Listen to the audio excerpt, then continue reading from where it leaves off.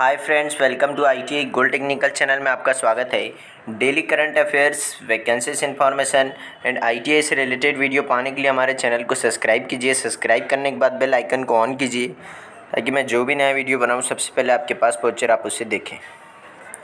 यदि आपको सेशन अच्छा लगता है, सेशंस कुछ जानकारी मिलती है तो इसे लाइक कीजिए और दोस्तों में शेयर कीजिए। शेयर ज़रूर कीजिएगा क्योंकि यह कॉम्पिटिशन की तैयारी करने वाले बच्चों के लिए बहुत ही इंपॉर्टेंट सेशन है। चलिए सेशन की ओर चलते हैं।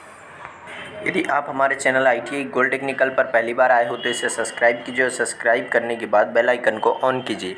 और आज हम पढ़ेंगे इस वीडियो में 18 फरवरी 2021 से जितने भी इंपॉर्टेंट करंट अफेयर क्वेश्चन बनेंगे वह इस वीडियो में पढ़ेंगे। इस वीडियो की पीडीएफ फाइल की लिंक मैं इसी वीडियो के डिस्क्रिप्शन में दे दूँगा, वहाँ से जाकर उसे डाउनलोड कर लीजिए ताकि एग्ज़ाम के टाइम पर आप आसानी से रिविज़न कर सकते हैं। तो आज का हमारा पहला क्वेश्चन है, हाल ही में भारतीय क्रिकेट टीम के किस पूर्व क्रिकेटर ने सभी प्रारूपों से संन्यास लेने की घोषणा की है? तो जो नमन ओझा जी हैं, यह पूर्व हमारे क्रिकेटर है जिन्होंने अभी क्रिकेट के सभी प्रारूपों से संन्यास लेने की घोषणा की है।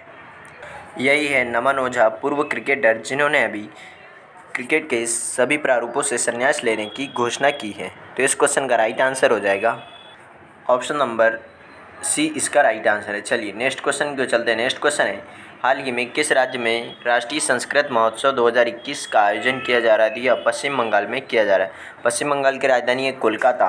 क्या है? कोलकाता, जो कभी भारत की राजधानी हुआ करती थी। कब? 1911 तक कोलकाता भारत की राजधानी थी और यह हुगली नदी के किनारे बसा एक शहर है। तो बात कर लेते हैं पश्चिम बंगाल की। तो आपको जो ये रेड कलर में दिखाई दे रहा है यही है पश्चिम बंगाल। पश्चिम बंगाल राज्य यह है। और इसकी सीमा किन किन राज्यों से लगती है? तो इसकी सीमा लगती है असम से, सिक्किम से, बिहार से और झारखंड से और उड़ीसा से। तो इन 5 राज्यों से सीमा लगती है पश्चिम बंगाल की।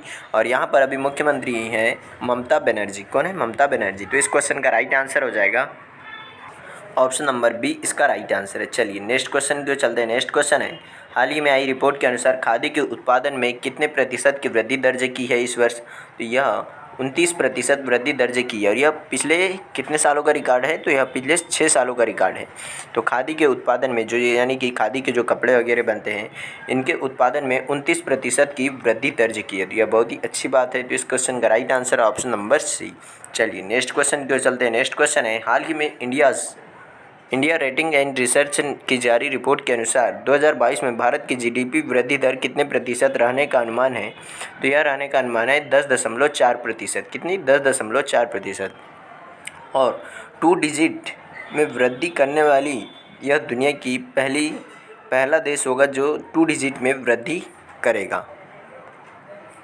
अभी तो कोरोना वायरस महामारी के कारण भारत की जीडीपी वृद्धि दर भी माइनस में चल रही है और लगभग सभी देशों की जीडीपी वृद्धि दर माइनस में ही चल रही है। लेकिन 2022 तक स्थिति सुधर जाएगी, यानी कि 2022 में 10.4% रहने का अनुमान है। तो इसका right answer option number A. चलिए नेक्स्ट क्वेश्चन की ओर चलते हैं। यदि आप हमारे चैनल आईटीआई गोल्ड टेक्निकल पर पहली बार आए हो तो इसे सब्सक्राइब कीजिए और अपने दोस्तों से भी ज़रूर करवाइएगा। चलिए नेक्स्ट क्वेश्चन की ओर चलते हैं। नेक्स्ट क्वेश्चन है, हाल ही में the terrible horrible very bad good news नामक पुस्तक किसने लिखी है? तो यह लिखी है मेघना पंत जी ने। किसने? मेघना पंत जी ने यह बुक लिखी है। यह मेघना पंत ने नई पुस्तक लिखी है दोस्तों, the terrible horrible very good news, very bad good news.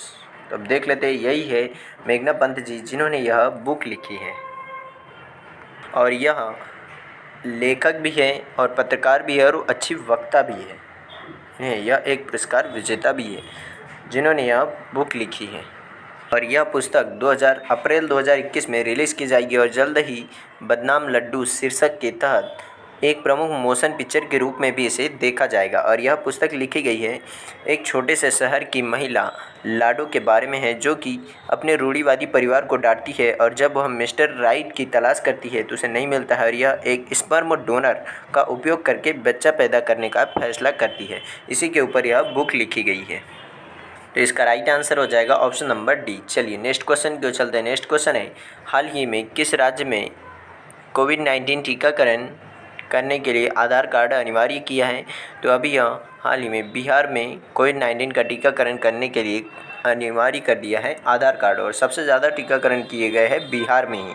टीकाकरण के मामले में फर्स्ट नंबर पर है बिहार राज्य। तो अब बात कर लेते हैं और यह लाभार्थियों को टीकाकरण पंजीयन के समय अपना आधार कार्ड दिखाना अनिवार्य होगा, क्योंकि राज्य के स्वास्थ्य मंत्री मंगल पांडे, याद रखना बिहार के स्वास्थ्य मंत्री हैं मंगल पांडे, उन्होंने कहा कि यह कदम कोविड-19 के टीकाकरण में हेराफेरी या इसे रोकने के लिए कदम उठाया गया है। तो बहुत ही अच्छा कदम है यह। और स्वास्थ्य कर्मियों को कोविड का दूसरा टीका देना शुरू कर दिया गया है और राज्य में अभी तक 4,92,321 स्वास्थ्य कर्मियों को यह टीका लग चुका है और इससे अभी किसी भी क्षेत्र से दुष्प्रभाव देखने को नहीं मिला है।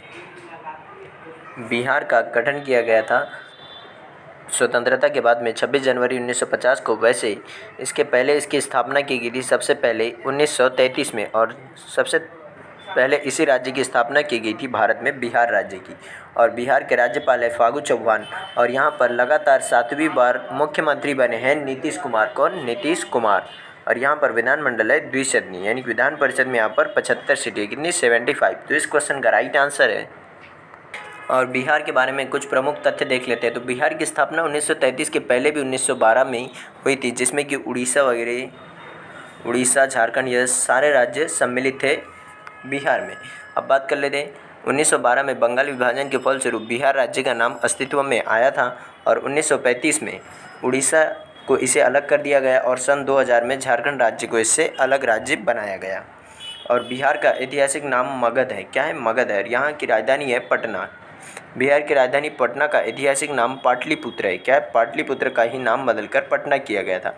इतिहास के सबसे बड़े बड़े आविष्कारक में से जीरो का आविष्कार करने वाले आर्यभट्ट भी बिहार से थे, यह भी जरूर याद रखिएगा, यह वेरी इंपॉर्टेंट क्वेश्चन है। और शहनाई बजाने वाले प्रसिद्ध बिस्मिल्लाह खान भी बिहार से थे, जिनको 2001 में भारत रत्न से सम्मानित किया गया था। और बिहार की जनसंख्या घनत्व यहाँ का 1102, यानी कि जनसंख्या घनत्व यहाँ पर बहुत ही ज़्यादा है। सभी राज्यों में सबसे ज़्यादा जनसंख्या घनत्व बिहार राज्य का ही है, यानी कि यहाँ पर 1 किलोमीटर के स्क्वायर में सबसे ज़्यादा लोग रहते हैं। कितने लोग? 1102 लोग। अब बात कर लेते हैं बिहार की साक्षरता की। तो 63.82% है, जिसमें कि पुरुषों की साक्षरता दर है 73.3% और महिलाओं की साक्षरता दर है 53.33%। और बिहार का लिंगानुपात है 1000 पुरुषों पर 916 महिलाएं। और भारत के प्रथम राष्ट्रपति डॉक्टर राजेंद्र प्रसाद का जन्म भी बिहार में ही हुआ था। और बिहार के प्रमुख पर्यटक स्थल है महात्मा गांधी सेतु, महाबोधि मंदिर, नालंदा विश्वविद्यालय, विष्णुपाद मंदिर, बोध गया मंदिर आदि यहाँ के प्रमुख पर्यटन स्थल है। और वन्य जीव है यहाँ पर नागी बांध पक्षी अभ्यारण्य, नकटी बांध पक्षी अभ्यारण्य, वाल्मीकि वन्य जीव अभ्यारण्य और वाल्मीकि टाइगर रिजर्व, कुशेश्वर स्थान पक्षी अभ्यारण्य, गौतम बुद्ध वन्य जीव अभ्यारण्य, भीम बांध वन्यजीव अभ्यारण्य और विक्रमशिला गांगेय डॉल्फिन आश्रयनी, यह भी यहाँ का प्रमुख वन्यजीव अभ्यारण्य है। और उदयपुर वन्यजीव अभ्यारण्य, पंत वन्यजीव अभ्यारण्य जो राजगीर नालंदा में है। और उसके बाद में बरेला झील पक्षी अभ्यारण्य और कैमूर वन्यजीव अभ्यारण्य और पंत वन्यजीव अभ्यारण्य भी यहाँ पर। बिहार में बहने वाली प्रमुख नदियाँ हैं गंगा, सोन, गंडक, कोसी, घाघरा, सरयू, महानंदा, बागमती, अजय, सकरी आदि। इसमें से गंगा कई बार एग्जाम में पूछी है, सोन पूछी है, गंडक पूछी है और कोसी को पूछा गया है, तो यह आप जरूर याद रखिएगा। और यहाँ की प्रमुख जनजातियाँ हैं मुंडा, भील, मीना, नागा, गोंड, खासी, कोल, गरासिया यहाँ की प्रमुख जनजातियाँ हैं। और बिहार में प्रमुख लोक नृत्य छऊ नृत्य मुख्य रूप से यहाँ के पुरुषों के नर्तकों द्वारा किया जाने वाला नृत्य है, जो युद्ध के से संबंधित है। किससे? युद्ध से संबंधित है। छऊ नृत्य आप याद रखिएगा। झिझिया नृत्य, विद्यापात नृत्य, कठका गोड़वा नृत्य और धोबिया नृत्य, पावड़िया नृत्य, जोगिड़ा नृत्य और झरने नृत्य यहाँ के प्रमुख नृत्य हैं। तो बिहार के बारे में आज काफ़ी सारी जानकारी दे दी, तो आप यह सभी इंपॉर्टेंट फैक्ट है दोस्तों, आप इन्हें याद रखिएगा। इसका right answer option number C. चलिए नेक्स्ट क्वेश्चन की ओर चलते हैं। नेक्स्ट क्वेश्चन है, हाल ही में आई रिपोर्ट के अनुसार किस वर्ष तक 1.5 करोड़ घरों तक शुद्ध पानी पहुँचाया जाएगा? तो यह केंद्र सरकार ने अभी घोषणा की कि 2023 तक, यानी कि अगले 2 वर्षों में 1.5 करोड़ घरों तक शुद्ध पेयजल पहुँचाया जाएगा। तो यह बहुत ही अच्छी पहल है। चलिए नेक्स्ट क्वेश्चन है, हाल ही में इसरो ने पहली बार भगवद गीता और पीएम मोदी की फ़ोटो के साथ कितने लोगों के नाम वाला सैटेलाइट लॉन्च करने जा रहा है? तो यहाँ कितने 25,000 लोगों का नाम भी इस पर लिखा रहेगा। और बाइबल इसके पहले पहुंचाया जा चुका है और अब उसी को देखते हुए भगवद गीता को भी अंतरिक्ष में पहुंचाया जा रहा है। और ऐसा देश के इतिहास में पहली बार हो रहा है। स्पेस किड्स इंडिया के संस्थापक और CEO डॉक्टर श्रीमती केशन ने बताया कि हमने सैटेलाइट के टॉप पैनल में प्रधानमंत्री मोदी का नाम और उनकी फ़ोटो को जोड़ा गया है और इसके अलावा इसरो के प्रमुख डॉक्टर के सिवान और वैज्ञानिक सचिव डॉक्टर उमा महेश्वरन का नाम नीचे के पैनल में लिखा गया है।